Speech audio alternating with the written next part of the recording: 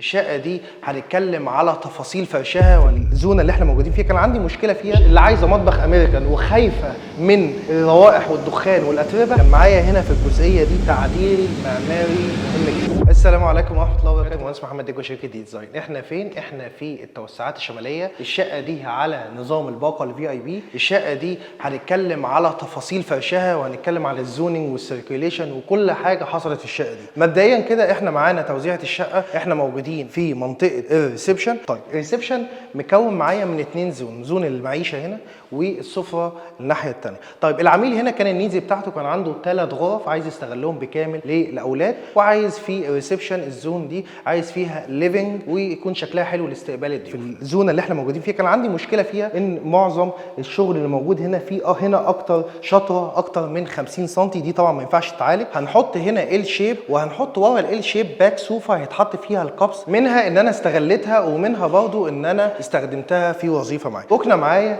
من اول هنا ومكمله معايا لحد الاخر في الزونه دي، ومعايا هنا برضو كرسي. التيبل موجوده برضو مع استمراريه السقف هتبقى في نص الماجنتيك في المنطقه دي بالظبط. الاضاءه اللي معايا هنا في الشقه استخدمنا الاضاءه، اعتمدنا اعتماد كلي على الماجنتيك والسبوت لايت. دي الاضاءه الوظيفيه. الاضاءه الديكوريه استخدمناها في المكتبات في الاضاءه الاندايركت بكامل الشقه. هنيجي المكتبه اللي احنا عملناها، المكتبه دي استخدمناها من خامه الاتش بي ال، مكتبه كبيره ما شاء الله. الشكل الديكوري بتاعها محترم وفي نفس الوقت حققت لي الاستورج ان انا استخدمها الوظيفه، فشكلها مناسب جدا. معايا هنا في التاسيس الكهرباء الاتش دي، الدش برايز التليفون. معايا الاضاءه دايركت موجوده فيها بالكامل، الليب بروفايل يمين وشمال المكتبه. اسسنا مكان للتكييف في الزونه دي، مكان التكييف هنا 5 حصان، واستخدمنا برضو تجاليد الخشب بنفس لون الحيطان وحطينا فيها جروفز. لو خدتوا بالكم ان اللون البني كسرنا اللون الجراي باللون البني في المكتبه واللون البني في العمود ده، وبرضو هيبان اكتر مع الفرش ان شاء الله اما نيجي نفرشها. هنتكلم على الالوميتال. الالوميتال هنا بالكامل ده قطاع الالوميل، قطاع محمل جدا.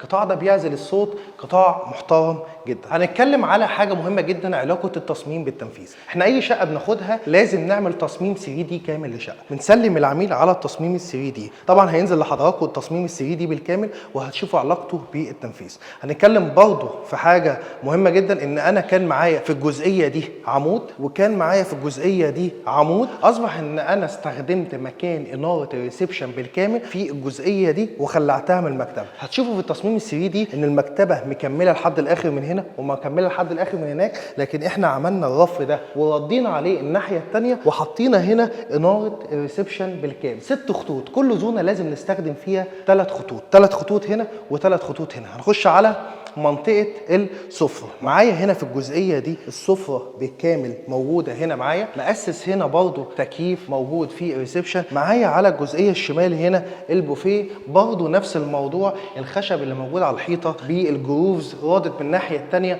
وموجود هنا. حطينا هنا المرايه ليد تاتش موجوده، هيبقى فوقها تكييف. بعد ما التكييف يركب والسفره تتحط هتبان اكتر. علاقه السقف بالسفره ان احنا برضو محددين الماجنتيك، محدد السفره اللي موجوده معايا والسبوت لايت. نخش على جزئيه المطبخ. جزئيه المطبخ كان معايا هنا تعديل معماري، ان حمام الضيوف واصل لحد هنا وهنا الدخله ثم تفتح الباب لحمام الضيوف. حمام الضيوف هيأثر على المطبخ؟ لا، المطبخ اهم، وبرضه ده كان من ضمن اراء العميل اللي احنا شجعناه عليه. طيب لغينا حمام الضيوف، فتحنا المطبخ بالكامل. المطبخ اصبح شكله كويس. عناصر التصميم اللي احنا لازم نراعيها في اي مطبخ، مثلث الحركه. مثلث الحركه معايا هنا في المطبخ، معايا هنا مكان للثلاجه، معايا هنا مكان للحوض، معايا هنا مكان للبوتاجاز. ست البيت بتاخد الاكل من الثلاجه، خدت الاكل من الثلاجه غسلته في الحوض، خدته من الحوض حطته على البوتاجاز. طيب تقسيمه المطبخ سريعا. طيب طبعا كل برايز الكهرباء محزمه المطبخ بالكامل فوق الرخام. معانا هنا غساله الهدوم جنبها البريزه بتاعتها. معانا هنا مكان للحوض وتاسيس للفلتر وتاسيس للسخان الفوري والسلك ال10 مللي للسخان الفوري. معانا هنا غساله الاطباق البار. معايا هنا مكان للبوتاجاز. هنتكلم في حاجه مهمه جدا، ده مفتاح الشفاط. مفتاح الشفاط موجود معايا ان احنا دايما بنأسس نحط مروحه الماني كبيره بره الشباك بتساعد على الشفط في المطبخ. ست البيت اللي عايزه مطبخ امريكان وخايفه من الروائح والدخان والاتربه، لا ما تخافيش خالص. احنا معانا هنا، لو احنا معانا هنا الهود فوق البوتاجاز هنختبر قدره الشفط بتاعته اهو. ده اللي فوق البوتاجاز، قدره الشفط بتاعته قويه جدا زي ما حضراتكم شايفين كده، مش هيصبح فيه دخان ولا فيه روائح وحشه. برضو بنوصل الجزئيه دي في نص المطبخ، انت مشغل الشفاط مفيش روائح هتطلع في الريسبشن. نختبرها برضو موجوده في المطبخ.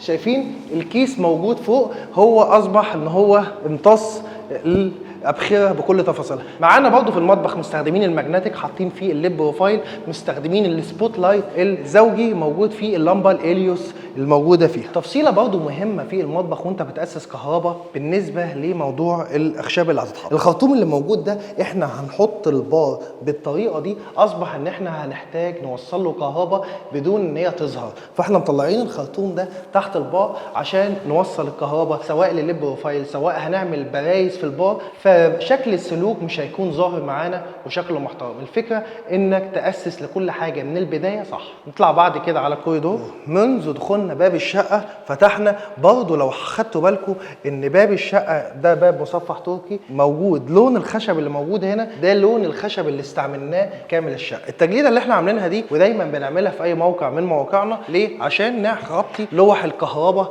اللي موجوده معانا. في ناس بتجيب طابلوهات وتحطها وتخبيها، لا احنا في التشطيب بنحط دي وبنحط دي برضو لبوات الخدمات، اصبح ان شكلهم مش باين معانا، لان في ناس كتيره جدا بتتضايق من الحاجات دي، وبرضو هي مخفيه وسوفت. نطلع بعد كده نكمل على الكوريدور. بالمناسبه الشقه بالكامل كلها كشافات طوارئ موجوده في العالي. ما اتكلمناش على البورسلين اللي موجود في الارضيه. البورسلين اللي موجود في الارضيه ده بورسلين هندي، لو خدتوا بالكم من تقسيطه في الطرقه واخد بالعرض، لان الريسبشن جاي طويل بكده، فالتقسيط المناسب ليه يجي بالطول من هنا وهيجي في الكوريدور. اصبح ان اللحامات قليله جدا. معايا هنا زي ما انتم شايفين التجليده بالمرايه الليد بروفايل موجوده، لان اللي طالع من باب الشقه يقدر يشوف نفسه قدام المرايه ثم ينطلق. برضه الطرقه في الجبسن بورد، في الطرقه خدنا السبوت لايت الزوجي مع الليد بروفايل بالكامل. ممر الحركه ماشي مكمل معايا مدخلني للغرفه. كان معايا هنا في الجزئيه دي تعديل معماري مهم جدا. الغرفه اللي قدام حضراتكم موجوده هنا، والحمام ده كان فيها تعديل معماري، ان الحمام ده مقفول من هنا ومفتوح على الغرفه دي. الغرفه اللي موجوده هنا دي مساحتها مش احسن حاجه، فاحنا عكسنا عملنا الحمام ده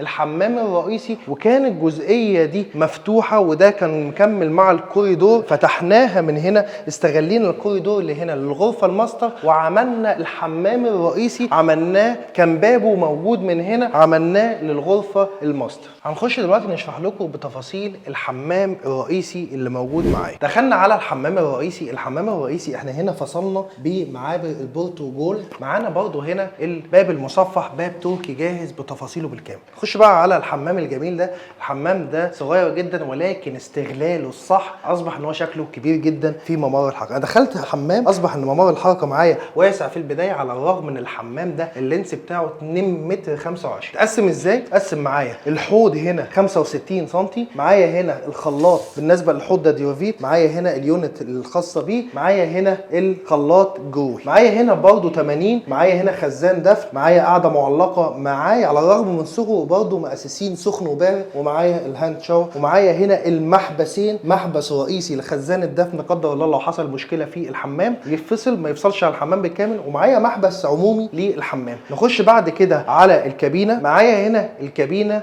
عملنا جلسه رخام من نفس نوع المعابر بورتورو جولد. دخلنا عملنا هنا الجريلا زي ما حضراتكم شايفين مش باينه ان هي بيبه. بعد كده استخدمنا خلاط دفن ثنائي مع الهاند شاور مدفون شكله حلو جدا، وعملنا الخوانقات بالليد بروفايل، وبرضه موجود الطاسه موجوده. اصبح ان الحمام الخوانقات مخليه شكل الحمام ديكوري وشكله جميل جدا. اهم حاجه في الحمام ده ان احنا لازم ناخد بالنا منها جدا، على الرغم من ان هو صغير وعلى الرغم من ان احنا عاملين خزان الدفن. خزان الدفن لما بيعمل هنا لازم نبرز بالحيطه 20 سم. طب احنا عملنا ايه في الحمام ده؟ صححنا الحمام بالكامل، استغليناها ان احنا حطينا خزان الدفء، استغليناه ان احنا عملنا الخوانقات، وعملنا حاجه حلوه جدا ان احنا فرغنا من هنا، عملنا دولاب واستخدمنا حطينا فيه مكان للسخان الفوري. اصبح ان انا رديت بالحيطه، صححت، استغليت مكانه في الخوارنقات وستورج وتخبئه مكان السخان. وده السخان اللي بيخدم على الحمام، وده السلك ال10 مللي الموجود، وده برضو سوفت كلوز. اصبح ان هو مش باين ومخلي شكل الحمام كويس وماتشنج مع الباب اللي موجود في الحمام. حاجه مهمه جدا في الحمام ده او في اي حمام لازم تاخد بالك منها، مكان البيبه. استخدم بيبه سمارت بنفس شكل البورسلين الموجود، واختار مكانها الصح. البيبه موجوده هنا ولكن مش باين مكانها. يلا بينا نخش على الغرفه الماستر ونشوف عملنا فيها ايه. توزيعه الفرش في الغرفه الماستر. معايا هنا موجود الكومود فوق البريزه بتاعته، معايا السرير 180، معايا هنا برضو الكومود فوق البريزه بتاعته، والديفيتر والتحكم من الاناره موجوده في الجزئيه دي. التجليده اللي ورا السرير تجليده محفوره CNC بنفس لون الحوائط، وبرضو ردينا عليها بلون البني، وعاملين اضاءه ديكوريه هنا،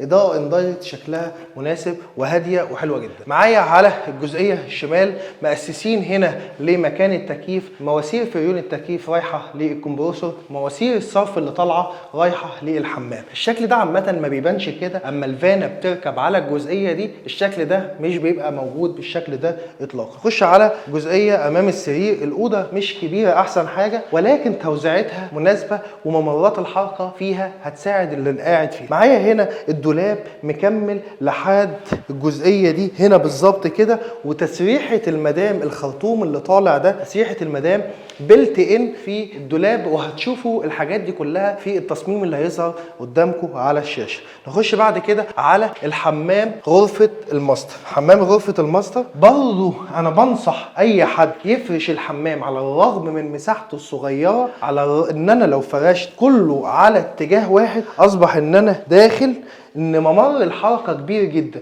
صغر الحمام، ولكن لو فرشته صح هيبان معاك كبير جدا. معايا اول حاجه الحوض موجود معايا، خلاطات بالكامل جروهي، الحوض ديورافيت، اليونت استغلال المساحه موجوده تحت الحمام. زي ما شرحت لكم في الحمام اللي فات، استغلال المساحه برضو صححنا بالكامل. خزان الدفء استغلينا الحته دي في ان احنا نعمل دولاب سوفت، وحطينا فيه السخان الفوري. وحاجه مهمه جدا في السخان الفوري ان انت اعمله 10 مللي. نخش بعد كده برضو على بيبه واختيار مكانها، اختيار مناسب جدا سمارت، موجود فيها البورسلينه بنفس بورسلينه الحمام. اصبح ان شكل البيبه مش باين. عملنا جلسه الرخام من البورتورو جولد اللي احنا استخدمناها في المعابر. عملنا برضو الجريلا موجوده في الكابينه من تحت، شكلها مناسب ومش باين. معايا برضو خلاط الدفن الثنائي ركه موجود مع الهاند شاور. استخدمنا الخوانقات بالزاويه الاسود اللي احنا مطعمينها فيها الليب بروفايل،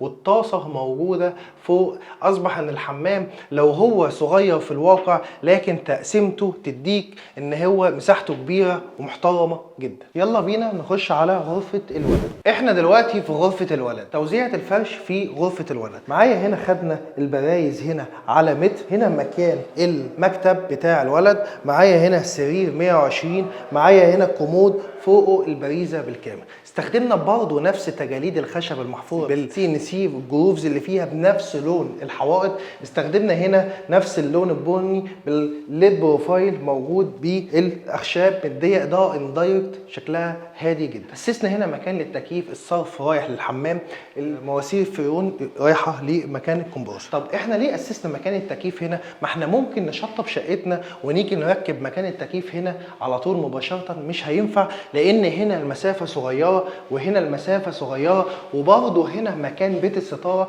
فاحنا كنا مضطرين ان احنا ناسس مكان للتكييف مش باك تو باك. طيب معايا الجزئيه اللي قدامي مباشره مكان للتلفزيون ومنظومه بالكامل HD ديش، مكان للبارستين. برضو استخدمنا في السقف السبوتات الزوجي والجبسن بورد بكامل الشقه فلات بالكامل شكله هادي. استخدمنا مع بيت الستاره اضاءه اندايركت مديه شكل جميل ومحترم. نخش بعد كده على غرفه البنت.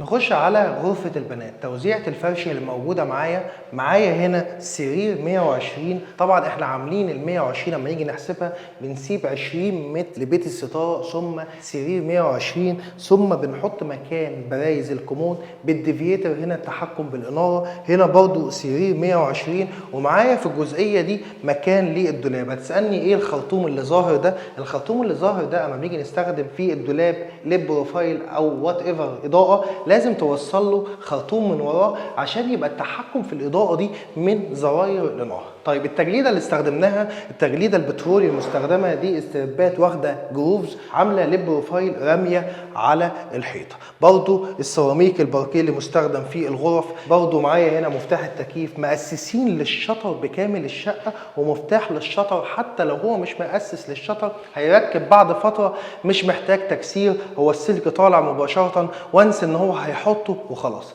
قطاع الالوميل اللي موجود في الغرفه بالكامل. نيجي للجزئيه الثانيه، الجزئيه الثانيه الفرش بتاعها موجود معايا هنا التسريحه بتاعه البنات، معايا هنا مكان للتلفزيون بالمنظومه بالكامل، معايا موجود هنا تأسيس برضو لمكان التكييفات، مش متأسس باك تو باك، ما ينفعش يتأسس في المنطقة دي نظرا لصغر حجم اللي جنب الشباك يمين وشمال، وبرضو بيت الستار. مواسير الفريون رايحة لمكان الكمبرسور بره، والصرف رايح مباشرة للحمام. أصبح إن هو مكان التقسيمة محترمة، واستغلال المساحة من أصح الحاجات اللي موجودة. كده أنا شرحت لكم التصميم بالكامل وتوزيع الفرش بكامل الشقة. طلعنا الشقة بالظبط زي التصميم ال 3 دي اللي معمول للعميل واللي متعوب فيه في البداية. طلعنا روح الشقة هادية، الكالر باليت ما لعبناش في ألوان كتيرة، الشقة تفاصيلها جميلة جدا. للتواصل والاستفسارات سيب لنا كومنت، قسم التعاقدات هيتواصل معاك مباشرة، أو كلمنا على الأرقام اللي ظاهرة على الشاشة. شكرا.